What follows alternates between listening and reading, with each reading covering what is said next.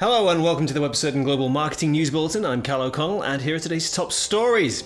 Google and Facebook have stepped up their efforts to tackle fake news. YouTube has updated its advertising rules and 27% of Americans buying Easter-related products will buy online this year.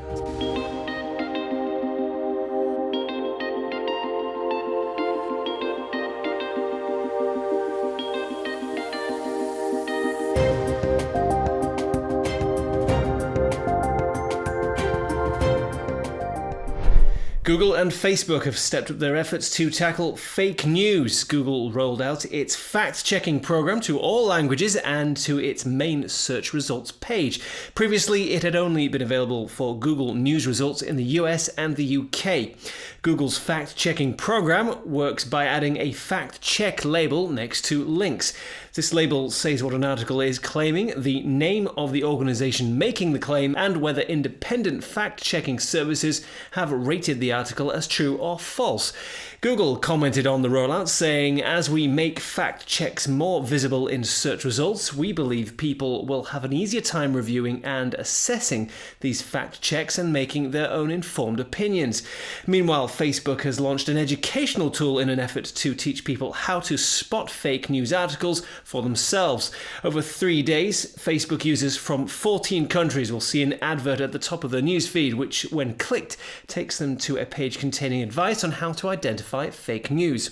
Some of the tips include being suspicious of sensationalist headlines, checking the URL to see if it's a misspelling of a genuine news site, watching out for unusual formatting or manipulated photos, and checking to see if dates and timelines make sense.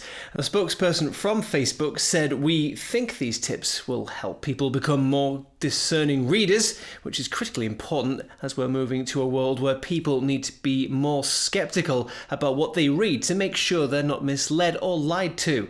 Some have criticized Facebook's approach, however, casting doubt on whether directing users to read the article for only 3 days in 14 countries will have any meaningful impact.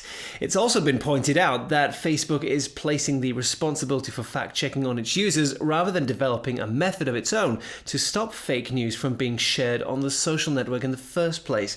Fake news has become a contentious issue in recent times after it was suggested that fake news articles may have influenced the results of the United States presidential election. YouTube has updated its advertising rules. Under the new rules, ads will no longer appear on YouTube accounts with fewer than 10,000 views across all of their videos. The change comes after many brands withdrew their YouTube adverts after it was revealed that some ads were funding extremist groups. YouTube hopes that the new rule will reduce the risk of adverts appearing on objectionable videos in the future, as channels whose views are so obscure or out of the mainstream that they do not garner the required number of views will be automatically excluded from hosting adverts. 27% of Americans buying Easter-related products will buy online this year, up from 21% last year, according to a study from the National Retail Federation and Prosper Insights. As well as the number of online Easter shoppers increasing, it seems that these shoppers are spending more as well.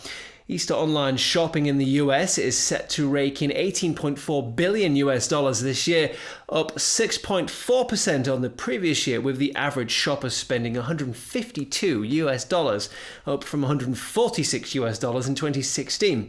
When looking at what kind of items that these Easter online shoppers are buying, food comes top of the list, followed by general gifts, clothing, and flowers.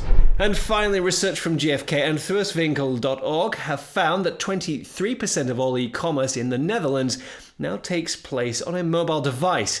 When breaking this down into device types, 14% of Dutch e-commerce is done on a tablet and 9% on a smartphone. When looking at payment methods, the research found that Ideal came top of the list, accounting for 57% of all online purchases in the Netherlands last year. 174 million items were bought online in the Netherlands in 2016, up 22% on 2015. That's it from me today. Thank you for joining us, and be sure to check out our catch-up TV service to access our full database of in-depth interviews with global digital marketing professionals, news, how-to videos, and more. See you next time.